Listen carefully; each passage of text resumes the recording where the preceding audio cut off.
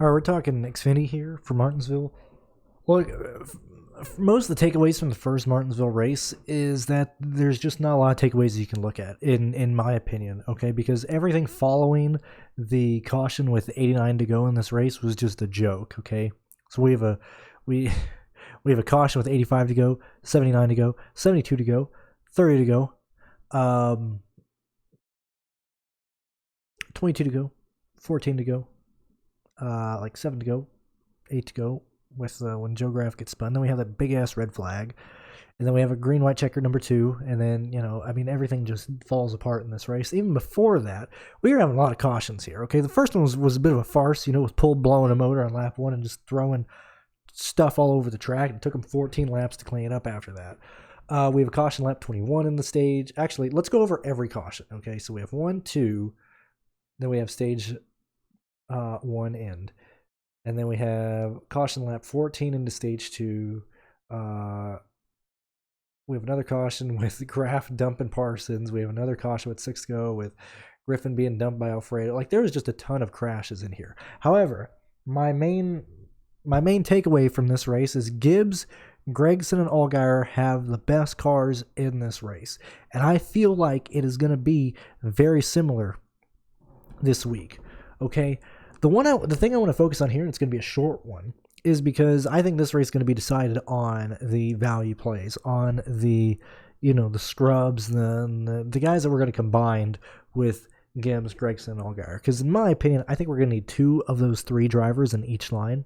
That's just where I'm at. I want to play Ty Gibbs. I want to play Gregson. I think Ty Gibbs is going to have the better car. I think Toyota's going to have a slight advantage over Junior Motorsports. But those are the early leans that I have in terms of paying up or around the more expensive guys. When we look at the rest of the field, look, Bailey Curry, Matt Mills, Vargas, they're all in the 5K range. Bit fishy for me. Chad Fincham, if Chad can actually qualify for this race, I actually like Chad. I'm interested in Chad at $4,500. And really, with how this race has the potential to play out, let's go and look at the optimal for this race real fast.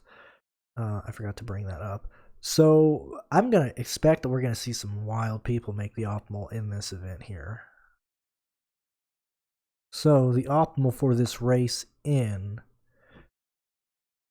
the spring, okay, real quick, how much do you think it's going to leave on the table? I think it's going to leave like 600. Okay, I haven't got there yet, so let's take a look. So under or over $600 left over in the optimal.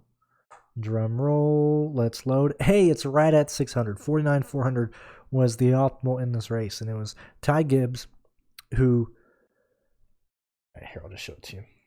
This is the optimal in this race. So Matt Mills, dirt cheap, starts near DFL, is able to finish 18th. And then we have a lot of people who start in 20s come through, or in the teens, that is, rather.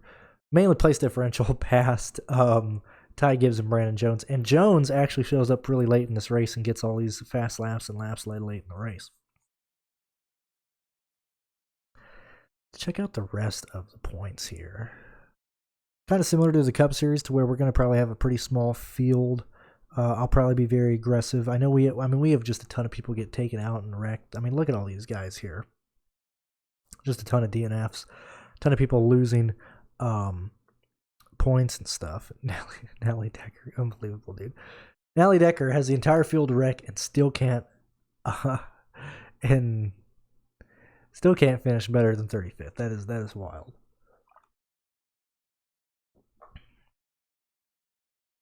Man, this is a really not... I mean, look at all these crashes, man.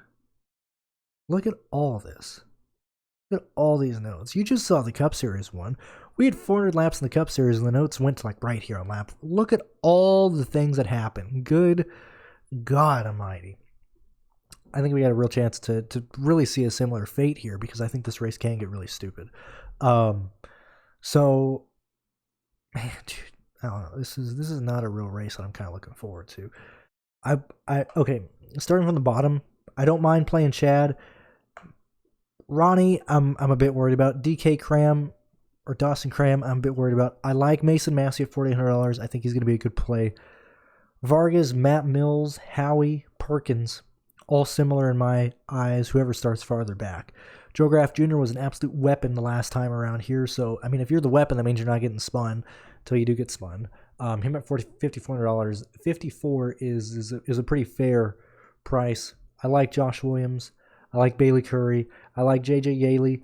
I mean, granted, we didn't play him last week for fantasy, but it was just sad to see Yaley get involved in that early accident at Homestead, man. That was a ton of money MBM put in there, and both their cars finished outside the top 30. That was unfortunate. That was a really good car that Yaley is in, you know?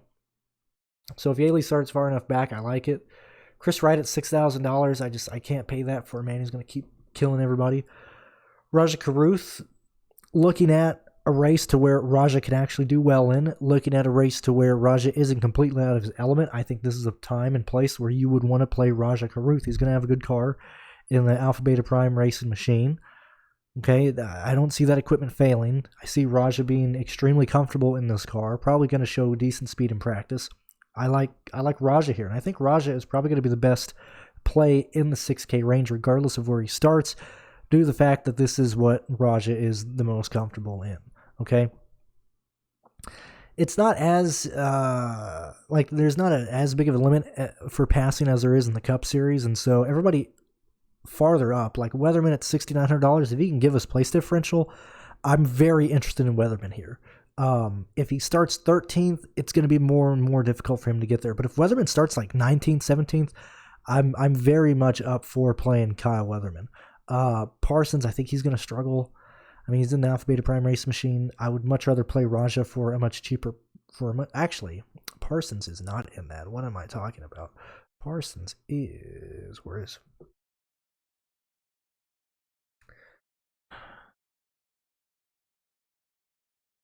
Parsons is in the 78. My bad. I forgot that he was not in this race because it is Nick's. Actually, Nick's in the 48. Raja's in the 44. Who's in the 45?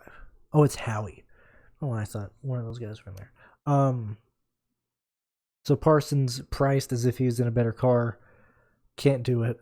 I mean, man, you want to talk about needing to wait for qualifying here? That is Xfinity at Martinsville. I really do believe it is Xfinity because look, it kind of going back to when we had like the big three in Xfinity and stuff, to where we kind of knew who was going to compete for the win week in and week out. We really do feel that way for the Cup, for the Xfinity series here.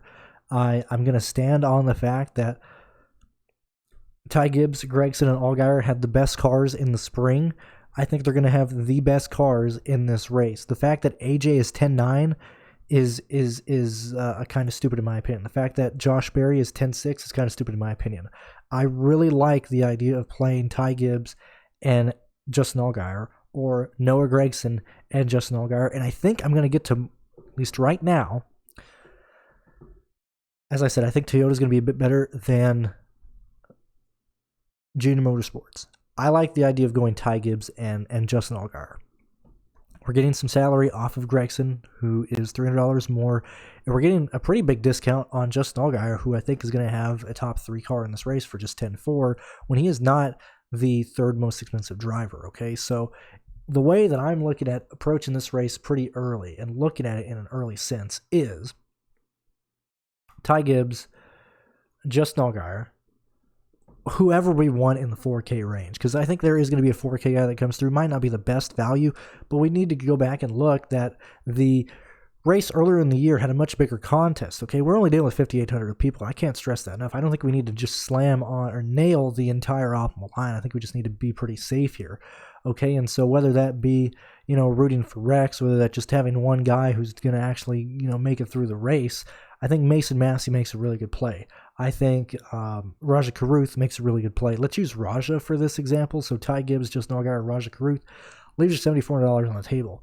It is very easy for you to get up to, like Sammy Smith, Austin Hill, Sam Mayer, any of these guys in the 9K range if you want, or you can stay in the 7K range. You can dip in the 6K range. Like Ty Gibbs, Allgaier, Raja Caruth is a core that I feel like I'm going to end up laying on a lot. We just need to make sure, we need to check out the final starting position of Raja Caruth, okay?